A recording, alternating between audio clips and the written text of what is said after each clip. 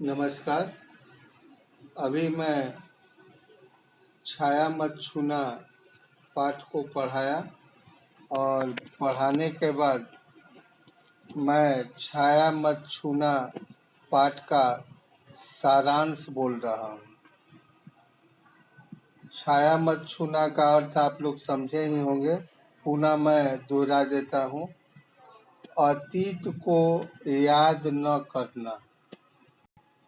अतीत को मतलब बीते हुए समय को कवि कहता है कि याद मत करना, उसको भूल जाना।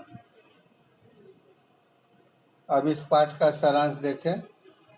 कवि गिरिजा कुमार माथुर मनुष्य को आगाह करते हुए कहता है कि छाया मत छूना, अर्थात अतीत की स्मृतियों को भूल जाना, बीते हुए समय को याद न करना, वर्तमान का सामना कर, संघर्ष कर, सहर्ष झेल कर, डट कर, मुकाबला कर, भविष्य का वर्ण करने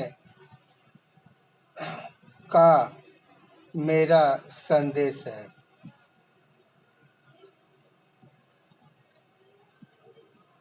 छायाएं क्या है? पुरानी यादें और बड़े बड़े सपने हैं। उसको यदि वर्तमान में याद करते हैं तो दुख होता है। ऐसे बीते हुए सुखों की स्मृति वर्तमान के दुख को और गहरा करता है, उसे दुगना कर देता है। अतीत की दुखद स्मृतियों में ही खोए रहना ही जीवन जीने का कोई उचित विकल्प नहीं है। वर्तमान को अपने अनुकूल बनाने की चेष्टा करना ही मनुष्य का परम कर्तव्य है। इस संसार में यश, वैभव, मान, संपत्ति सब सपने हैं, छायाएं हैं, अवास्तविक है, काल्पनिक है। प्रभुता को प्राप्त करना मृग तृष्णा के समान व्यर्थ है।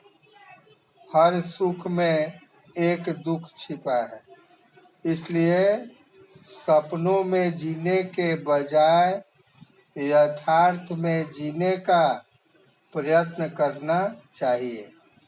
अतः हमें छायाओं को भूलकर वर्तमान की चुनौती को स्वीकार कर भविष्य को निखारने की सोच रखनी चाहिए। अब इस पाठ के प्रश्नोत्तर पर ध्यान दें।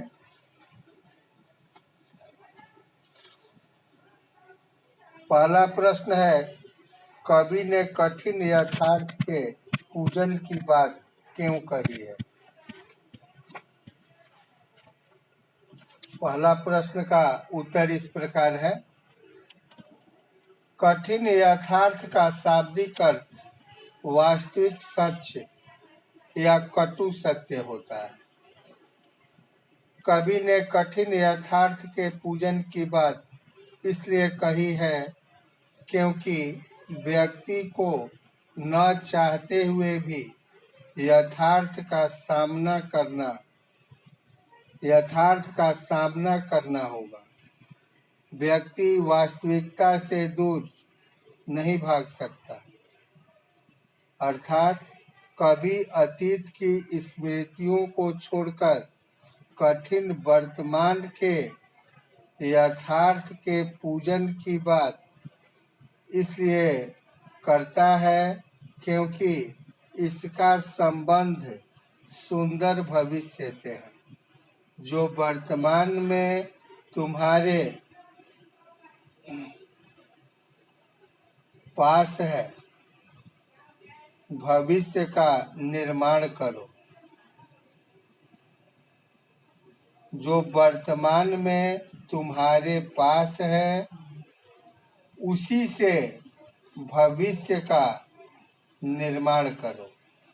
दूसरा प्रश्न देखें। भाव स्पष्ट करना है। प्रभुता का शरण बिंब केवल मृग तृष्णा है, हर चंद्रिका में छिपी एक रात कृष्णा है।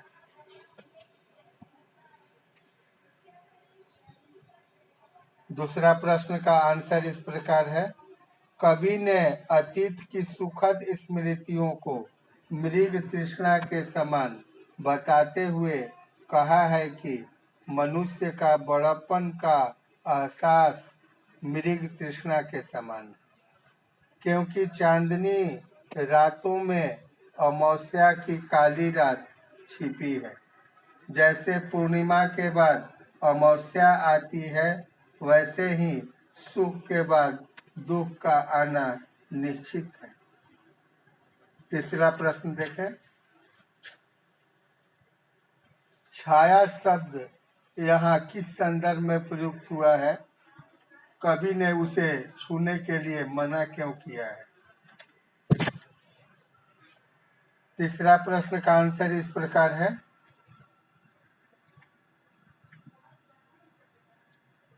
छाया को छूने से कवि का आशय अतीत के सुखों को याद करने से है, जिसको कवि मना करता है, क्योंकि पुराने सुखद क्षणों की याद वर्तमान के दुख को दुगुना कर देती है। जब मनुष्य अपने बीते हुए सुख के दिनों को याद करते समय अपने वर्तमान के दुख को देखता है, तब वह उन सुनहरे क्षणों से आज के समय की तुलना करने लगता है। तब उस समय उसका वर्तमान का दुख और गहरा हो जाता है। अर्थात यहाँ छाया शब्द अवास्तविकताओं के लिए प्रयुक्त हुआ है। ये छायाएं अतीत की भी हो सकती है और भविष्य की भी। ये छायाएं पुरानी मीठी यादों की या मीठे सपनों की भी हो सकती है। वर्तमान में उसे याद करने से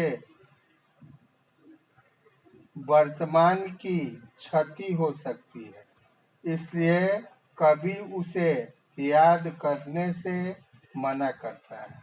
चौथा प्रश्न को देखें। कविता में विशेषण के प्रयोग से शब्दों के अर्थ में विशेष प्रभाव पड़ता है, जैसे कठिन, यथार्थ।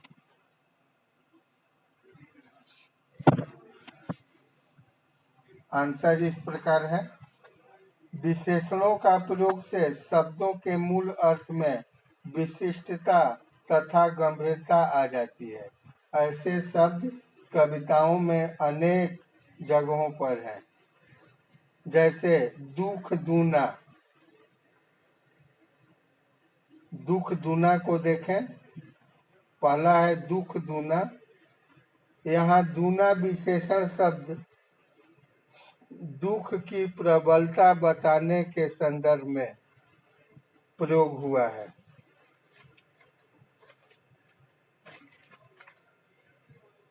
दूसरा है सुरंग सुधियां। इसके बारे में देखें। यहाँ सुरंग विशेषण शब्द मधुर स्मृतियों को और अधिक मधुर बनाने के संदर्भ में प्रयुक्त हुआ है। तीसरा है दुविधा। दुविधा हत साहस। इसके बारे में देखें। साहस के साथ दुविधा हत विशेषण साहस को स्पष्ट रूप से दबाए हुए प्रतीत होता है। चौथा है रस बसंत। इसको देखें। बसंत के साथ रस विशेषण बसंत को अधिक रसीला, मनमोहक और मधुर बना रहा है। पांचवा प्रश्न को देखें।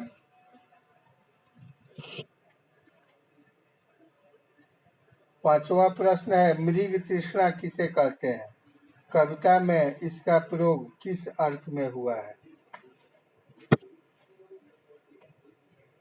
आंसर इस प्रकार है, मृग को मरुभूमि में दूर चमकती रेत पर जल का आभास होता है, किंतु प्यासा मृग जब वहां पहुंचता है तो उसे वहां जल नहीं मिलता और इस तरह जल की खोज में भटकते भटकते वह अपने प्राण त्याग देता है। मनुष्य भी सुख, संपत्ति, प्रभुता, वैभव आदि की चाह में संसार में मृग की भांति भटकता फिरता है। अंततः उसे भी निराशा ही हाथ लगती है। इस तरह कवि ने मृग तृष्णा का प्रयोग बड़प्पन, सम्मान, प्रतिष्ठा आदि के लिए किया है। छठा प्रश्न देखें।